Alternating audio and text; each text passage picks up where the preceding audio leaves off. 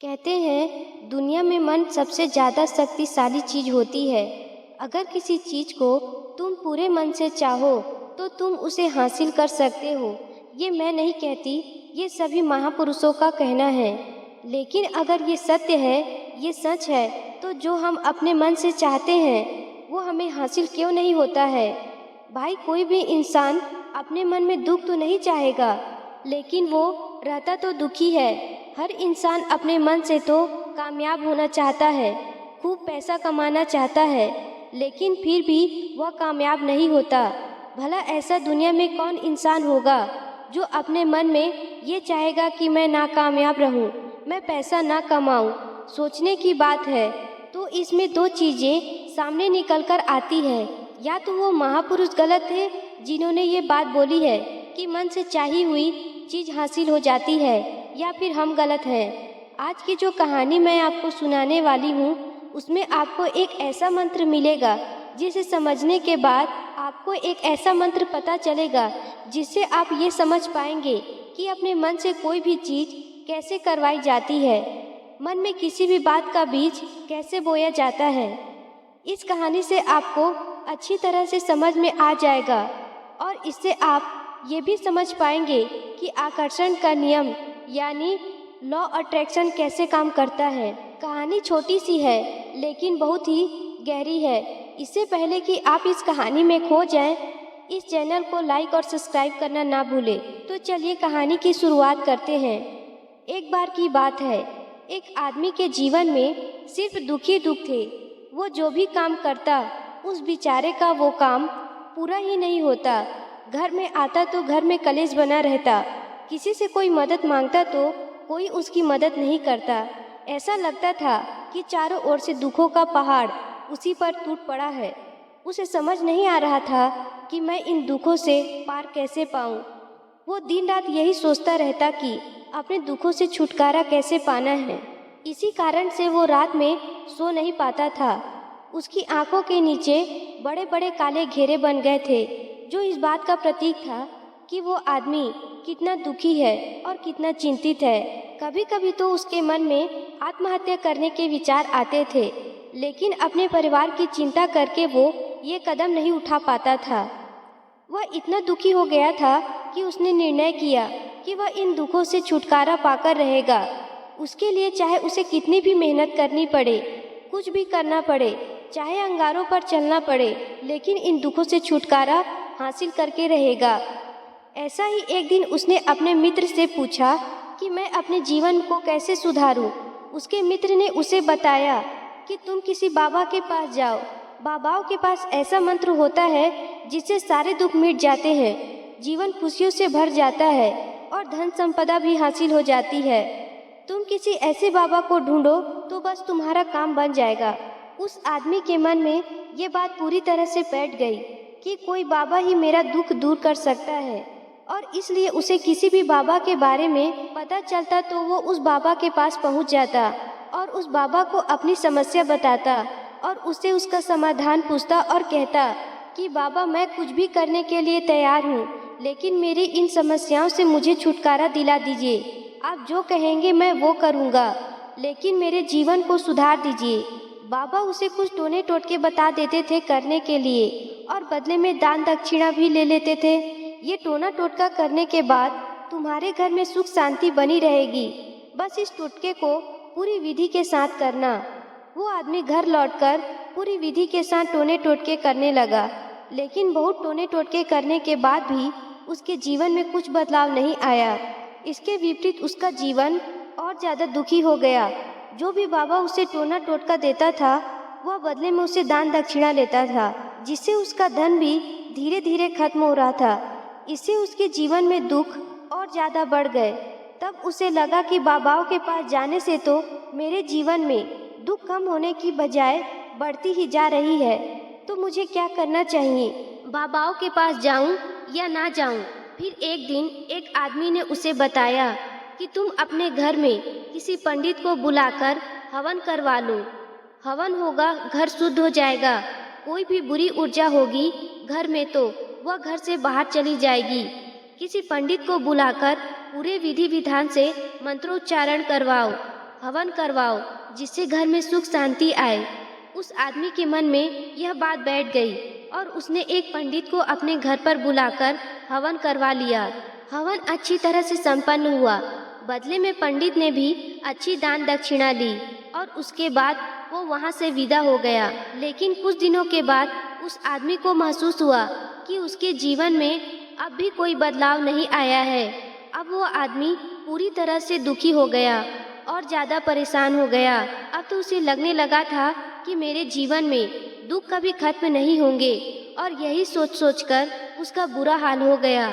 फिर एक दिन उसे अपने मित्र से एक ऐसे बाबा के बारे में पता चला जो समाधान बताने के लिए कोई दान दक्षिणा नहीं लेता था। उस आदमी को लगा कि ये बाबा दूसरे बाबाओं की तरह नहीं है, क्योंकि ये दान दक्षिणा तो लेता नहीं है, और अगर दान दक्षिणा नहीं लेता तो ये सच में कोई सिद्ध बाबा होगा। यही सोचकर वह उस बाबा के पास पहुंच जाता है। जब वह आदमी वहां पर पहुंचता है तो बाबा ध्यान में बैठे हुए थे। ये देखकर वो आदमी वहीं पर चुपचाप बैठकर बाबा के ध्यान से बाहर आने का उनका इंतजार करने लगा। थोड़ी देर बाद बाबा ने आंखें खोली तो सामने एक दुखी और परेशान युवक को बैठे देखा। वो उसकी आंखों के नीचे काले घेरे देखते ही समझ गया कि ये आदमी अपने जीवन से कितना परेशान है। उसे संबोधित करते हुए बाबा ने पूछा कि बच्चा, क्या चाहते हो? बाबा के पास क्या लेने आए हो? उस आदमी ने कहा कि बाबा, मैं अपने जीवन से बहुत परेशान हूँ। मैंने इन दुखों को दूर करने के लिए बहुत सारे रास्ते अपनाए, हर वो तरकीब करके देखी जो किसी बाबा ने मुझे बताया, हर वो काम किया जो किसी भी इंसान ने मुझसे करने को कहा, लेकिन मेरे जीवन में दुखों में कोई कमी नहीं आई।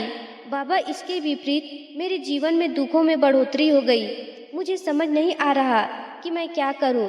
कभी कभी तो मैं आत्महत्या करने की सोचता हूं, लेकिन अपने परिवार की सोचकर मैं ये कदम नहीं उठा पाता।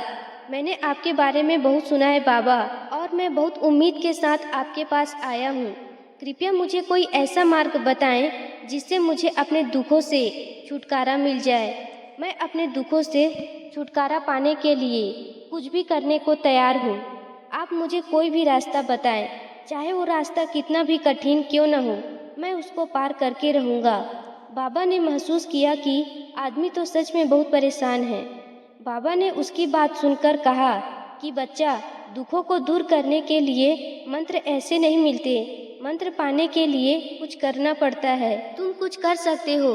ये सुनकर पहले तो उस आदमी ने सोचा कि ये बाबा भी मुझसे दान दक्षिणा ही मांगेंगे, लेकिन और कोई रास्ता ना पाकर उस आदमी ने कहा, बाबा, आपको जितनी भी दान दक्षिणा चाहिए मैं देने के लिए तैयार हूँ, लेकिन आपका मंत्र सच्चा होना चाहिए, वह पूरा होना चाहिए, उसका फल मुझे मिलना चाहिए। उसके बाद मैं आपको जो भी दान दक्षिणा लेना चाहे वो दे दूंगा। बाबा ने कहा कि दान दक्षिणा तो बहुत छोटी सी चीज़ है, मुझे वो नहीं चाहिए। इस पर वो आदमी सोच विचार करके बोला, तो बाबा, मैं अंगारों पर भी चलने के लिए तैयार हूँ, आप मुझे बस आज्ञा दीजिए। बाबा ने कहा कि अंगारों पर चलने वाली छोटी चीज़ मैं तुमसे नहीं कराने वाला। मैं जो तुमसे कराने वाला हूँ वो बहुत कठिन मंत्र है, उसे पूरा कर पाओगे? बाबा ने कहा। फिर वो व्यक्ति बोलता है कि बाबा, आप मुझे बताइए तो सही, मुझे क्या करना क्या है? मैं कुछ भी करने को तैयार हूँ। इस पर बाबा ने उसे कहा कि यहाँ से जब तुम अपने घर जाओ तो रास्ते में अपने मन में ये दोहराते जाना कि मैं सुखी हूँ, मैं सुखी हूँ, मैं सुखी हूँ। बार बार अपने मन में यही दोहराना, और याद रहे जुबान पर ये नहीं आना चाहिए, ये सिर्फ मन में दोहराना है। ये सुनकर वो आदमी बोला, बाबा, बस इतनी सी बात, ये तो मैं चुटकी बजाकर कर लूँगा, लेकिन इससे होगा क्या? बाबा बोले, इस मंत्र को करके देखो। वैसे भी तुमने इतने बाबाओं के मंत्र किए हैं, तो इस मंत्र को भी करके देख लो। उस आदमी ने सोचा कि बाबा कुछ दान दक्षिणा तो ले नहीं रहे और छोटा सा मंत्र है, इसे तो मैं कर ही लूँगा। वो बोला, ठीक है बाबा, मैं मंत्र जरूर करूँगा। वो आदमी यह कहकर वहाँ से उठकर चलने लगा, लेकिन जैसे ही वो चलने लगा, पीछे से बाबा ने बोला कि बच्चा, एक बात याद रखना, जब तुम ये मंत्र अपने मन में दोहराओ तो तुम्हारे मन में बंदर के विचार नहीं आने चाहिए, बंदर का ख्याल भी नहीं आना चाहिए, तो ही ये मंत्र सिद्ध होगा। वो आदमी बोला, मुझे तो आज तक बंदर का कोई विचार नहीं आया, तो अब क्यों आएगा? आप चिंता मत करिए बाबा, मैं बस अपने मन में यही दोहराऊंगा कि मैं सुखी हूँ, मैं सुखी हूँ। इसके अलावा बंदर का कोई विचार मेरे मन में नहीं आएगा। यह कहकर वो आदमी वहाँ से चल दिया। वह अपने मन में मैं सुखी हूँ, मैं सुखी हूँ यह दोहराता हुआ थोड़ी दूर चला था कि उसके मन में अचानक बंदर का ख्याल आ गया। बंदर का ख्याल एक बार आया और चला भी गया, लेकिन उस आदमी ने सोचा कि आज तक तो मुझे बंदर का कोई विचार नहीं आया, ये आज बंदर का विचार क्यों आ गया? और ऐसा करके उसने उस बंदर के विचार को पकड़ लिया। वह भूल गया कि मुझे क्या मंत्र दोहराना है और वो बंदर के बारे में सोचने लगा। जब थोड़ी देर बाद उसे फिर से होश आया तो वह फिर से अपना वही मंत्र दोहराने लगा जो बाबा ने उसे बताया था, मैं सुखी हूँ, मैं सुखी हूँ। लेकिन अचानक से उसे सामने एक बंदर दिखाई दिया और ये देखकर उसके मन में फिर से बंदर का विचार उठ गया और वो अपने अंदर से इस विचार को बाहर निकालना चाहता था। वह चाहता था कि मेरे अंदर किसी भी तरह बंदर का विचार ना आए, लेकिन उसे तो सामने बंदर ही दिखाई दे गया। ऐसे ही जद्दोजहद करते करते वह घर पहुंचा और घर पहुंचने के बाद अपनी पत्नी से कहा, हे बंदरिया, मुझे खाने में बंदर परोस दो।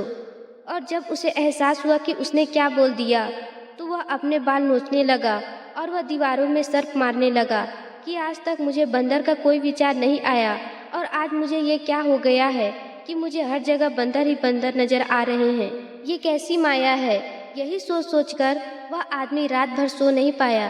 रात भर करवटें बदलता रहा और सुबह उठकर सीधे उसी बाबा के पास पहुंच गया और उसके चरणों में गिरकर कहा, बाबा, पता नहीं क्या चमत्कार हो रहा है।